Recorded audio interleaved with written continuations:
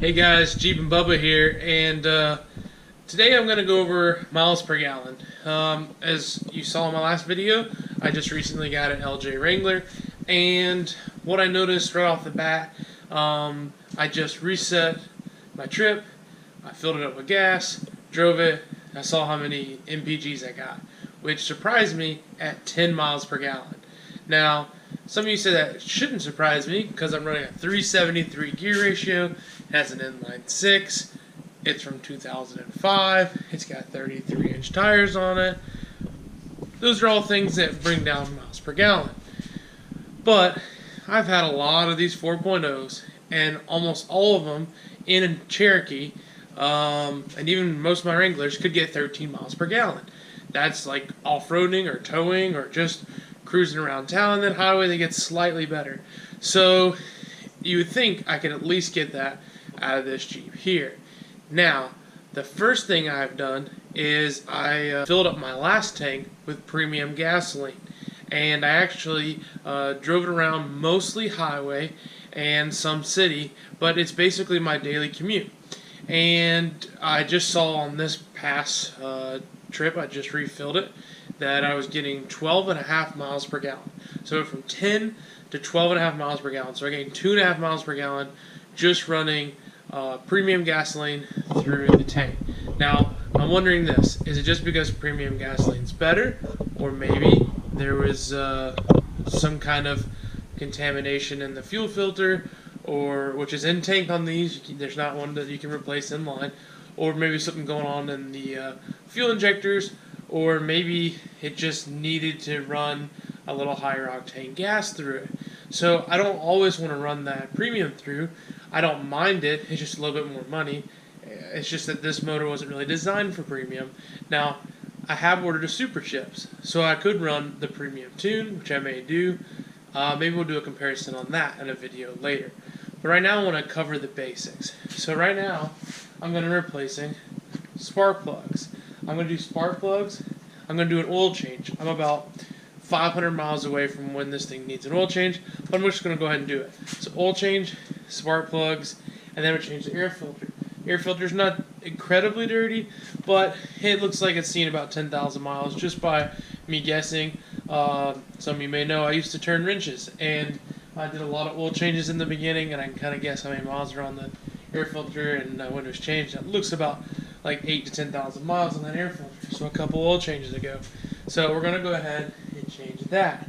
Now some people might be saying, Brad, why don't you do things like replace your air intake? Go with something that's a little bit more efficient. A cone filter with a bigger air intake tubing. And while you're at it, do a throttle body spacer. And while you're at that, upgrade your fuel injectors and exhaust and a chip. Well, I don't mind doing a few of those, but what I was going to start out by doing is putting a new air filter in, and then putting spark plugs in, cleaning the throttle body out, which is pretty typical when I do a tune-up, and just running some premium gasoline through the tank, and let's see where we get. Later on in the video, I may try adding super chips. I have one on order, so we'll see where the super chip takes us. And then I would consider a cold air intake or exhaust down the road. In a later video, we can just go through those. I'm not a super big fan of cold air intakes, not on Jeeps anyways. I know that you could get something a lot more efficient than this, but this right here, this air box, also referred to as the aqua box, has a tube here that's raised pretty high, and that's to keep water from going into it. A lot of the air boxes on the market, they go right about here. Right about there is where they're pulling in air from, and I don't know how many times I've gone off road, I've waded through water. It doesn't necessarily go over the hood, but in the first coming through the water, it comes up over the fenders or comes up under the fenders where there's holes. And that'd be a quick way to suck water right into the intake and possibly hydrolock the motor. On top of that, this box is fairly thick and sealed, keeping what air it does bring in here fairly cold. And this plastic's pretty thick. Now I'm sure some of the cold air intakes have larger tubings, and they've done more in the form of insulation. I did look at some today online, and they didn't even enclose their air filter. They just kind of stuck it over to the side. So I don't think you're really getting cold air. You're just kind of getting hot air that's trapped in the engine bay. Now I know this tube is not really getting out that far, so it's probably only pulling some cold air that's going through the grill here or through the fender in the little gap there. So I can see where a cold air intake that was more exposed or completely sealed and better insulated, and just maybe going here would get colder air, which I do think will give you better MPGs. Some of them are claiming 15 to 30 horsepower. I don't think that's possible. Maybe on the top end, but just not on the low end, anything you're going to really notice. This is a fuel injected motor, and unless you're tuning for it, then there's no way to really gain that much more. You're probably going to burn more gasoline because you're running colder air, so you're making a completely different mixture. So you're going to be putting more gas in it, or you like the sound of the air intake, so you're just putting a little more throttle down. So anyways, make a long story short, we're just going to hit the basics. Tune up and super chips here in probably about a week or so. But the good thing about these videos is we'll just boom, boom, boom, do it all in stages. The first thing, like I said, was spark plugs. And here's my top tip. When it comes to spark plugs, put back in what came out. Now Champion is what would have been in this motor, and they're just copper plugs. That would have been OEM for this motor. I wouldn't fall into the gimmick of the E3s or any of the iridiums or platinums. They're just a higher heat index that was intended for this motor. The coppers is what was intended for this motor. Just having a clean new spark plug that's gapped correctly, and these do come pre-gapped, but I always suggest checking them in case they were dropped in store. But just check your gapping. That right there will give you the best efficiency on the motor. Now, if you're not that familiar with these motors, the Ford was made in a couple different varieties. These actually had cool packs. There's not much way to upgrade these that I'm currently aware of. Maybe MSD made some, or I don't know. I'll have to look at that and see if there is an upgrade for that. If there is, maybe I'll consider putting some different coil packs on. But I know in the older models you could just replace the whole ignition coil, and then older models in that were actually carbureted. But yeah, so I'm just gonna do some spark plugs. When I change the oil, this one's got is over 150,000 miles, so I like to use Valvoline high mileage oil. Now, like I say, I always tell you guys, if I'm getting a free product, I'll tell you. The reason I am not getting a free product, I'm actually paying for this, and it's kind of expensive. I actually have an account with AutoZone, and the oil and the filter is going to cost me $40. I'm using a Mopar filter because I want to go back with a factory style filter, and then I'm going with the high mileage Valvoline. And the reason being, if you ever look at like Lube News or any of the companies that do reviews on oil, Valvoline's high mileage is rated the highest, and it continually has been for the last 10 years. So as long as I've been in automotive, which is 7 or 8 years now, Valvoline high mileage is rated as the best high mileage oil that you can use. Now a lot of people like Mobil 1 or Royal Purple, and those full synthetics are great. One of the higher mileage motors, there's some additives that are actually helpful for oil leaks and things like that. So I do suggest going with Valvoline high mileage.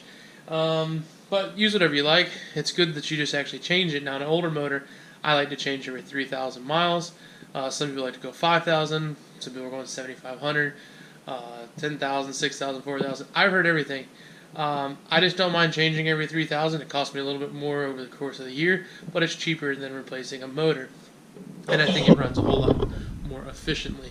So that's just my opinions. Feel free to argue. I like arguing back. You guys are pretty easy on me. So anyways, I'm going to do that. And then as far as an air filter, I ordered Spectre Performance air filter. It'll be here tomorrow, but magic of video, you won't know that. You'll just see this edited at the end and me popping in an air filter. I did go with a high flow filter. I'm on the fence about those. I went with Spectre because it's about half the price of K&N, but it looks exactly like K&N. And the thing is, they do let air flow better through them, but I also wonder if there's more contaminants flowing through here. A lot of you said no because they're oiled and the oil helps to grab. Well, I've had a lot of people also complain about oiled filters like clogging up their throttle bodies and things like that. I've run this Spectre before in multiple. So I've run Spectre filters in multiple vehicles. I've done AFE, I've done K&N, but the Spectre I've had no issues with. It's usually half the price of K&N, looks just like it. I kind of like the AFEs because they're a dry filter, but I don't know how long I'm actually going to run this. I may end up using or running a cold air intake. I think maybe one of you guys should convince me that I should, or someone should just send me one for free. Recently, I keep telling you, I've bought this, I've bought that, I bought this. There's nothing really recently that has got sponsored in, you know, but I have got some really good discounts. I'll let you guys know about that and some future parts going on this LJ. But this video is all about MPG, so let's bolt some stuff on here, see where it goes, and then in the future, we might add some more items and redo it, like re-gear it, and you know, they have the super chips in there, maybe do an exhaust, and see if we get any better gas mileage. I'm sure we can. If you guys have any top tricks or top tips and tricks, I know some people may say fuel additives. I know people like Seafoam or Lucas. Maybe I'll throw that in at the end as a bonus and see what it actually does for us. Hey guys, so I just started on these plugs and I took the coil packs out, their coil pack off, and pulled the first plug. And to my surprise, I see they've recently been changed. There's a little bit of carbon, but I mean, as new as these things look, they look like they could have been changed in the last month. These things are clean. Now, when I first bought this Jeep, right after the test drive, it actually, it's raining out here. I was just trying to give me more light. But it actually, at the end of the test drive, it ran great. I cranked it to drive home, and it had a little shake to it. And I thought, well, it may just have that cursed 4.0, that fuel soak that happens every once in a while. It was a hot day. And I've driven it, hasn't had any issue, hadn't had any check engine light, all been good. This, though, may have caused it. Let me tell you why. And I don't want to start the great spark plug debate of 2018. But it's an Autolite XP. Now, I'm not against Autolite. It's a pretty decent brand. It works. But it says it's an extreme performance. And on further, if you look at that tip, that's an iridium tip. It's a very fine tip. And that's very good in like a BMW European. It gets a lot of high heat. That is not what you need in the 4.0 motor. You do not need a high heat index spark plug. Also, the gap for spark plugs on this motor is 0.35. Now, you might say, what's gap? You can use one of these. This is an old Mac Tools gapper that I have, and it stays on one of my keychains that has all my keys for like locks and random keys that I only need a few times a year, like my toolbox keys and stuff like that. And I checked the gap, and it's 0.32. So not only is the gap wrong, but the heat index is wrong. So this thing is actually firing way too hot. If you look at these Champions, which if you look online, everybody likes these Champions, and I like them too because OEM. It's got a tip that's not quite as fine, and it's going to be a lot more reliable. It's going to be the correct heat index, and it's actually pre-gapped to 0.35, and I double checked it, and it's good. So I'm going to put that in, see how we do. Alright, got the tune-up done. One thing I always want to suggest, if you do something that may change like how the motor runs, go ahead and crank it or test drive it before you go into something else, because if you do like all the bunch of different things and then it doesn't run right, well, maybe you made a mistake, but you don't actually know where to go back to. So I suggest, you know, I just cranked it, ran it for a bit, actually got it hot. I like to change the oil when it's sort of hot so we get the sludge picked up from the bottom. You don't want to do it while it's cold. And as promised, using a Mopar filter and Valvoline high mileage with their new Easy Pour jug. Wow, that sounded like an advertisement. It's not, but apparently you just pull a tab here and it's like an Easy Pour nozzle. And we'll see if that works well. I'll complain if it doesn't. Alright, let's do an oil change. Alrighty, so air filter came in, Spectre Performance, and I got some sweet aerodynamic wiper blades. They assured me at AutoZone that these wiper blades would give me about 5 MPGs, and this air filter gave me another 5. So basically, my Jeep is a Prius. Okay, they didn't say that, but I actually just got these wiper blades because I needed wiper blades, and I'm gonna throw this air filter in. It's kind of raining, so I'm gonna slap them in real quick, and then I got everything reset on the Jeep.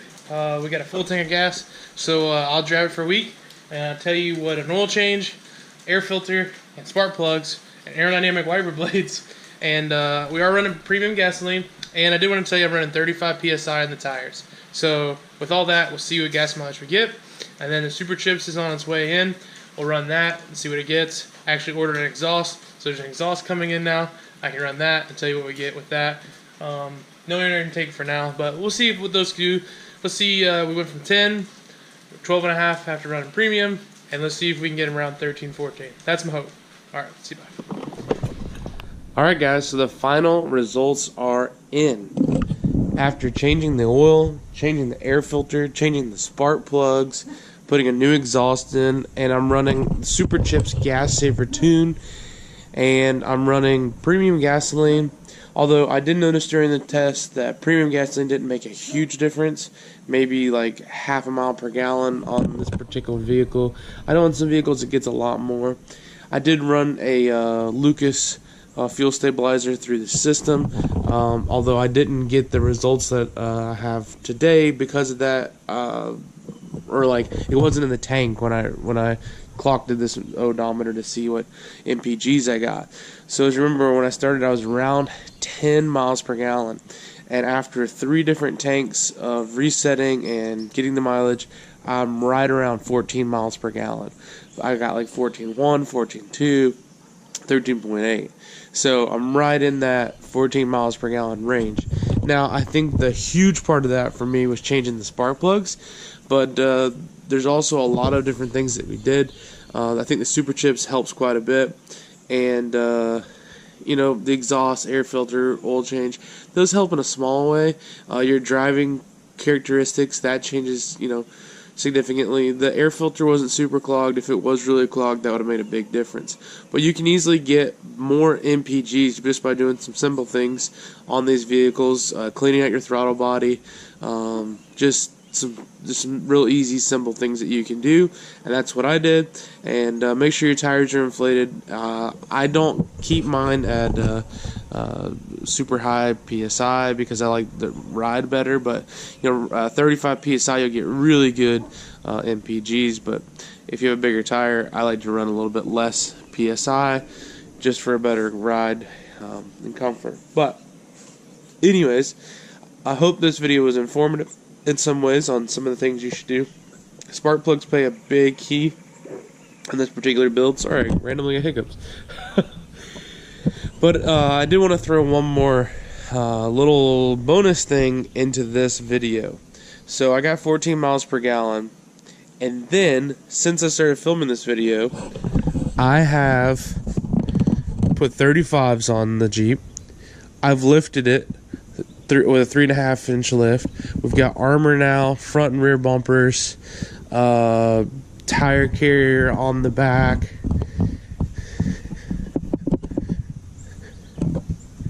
and I re-geared it to 456 gears.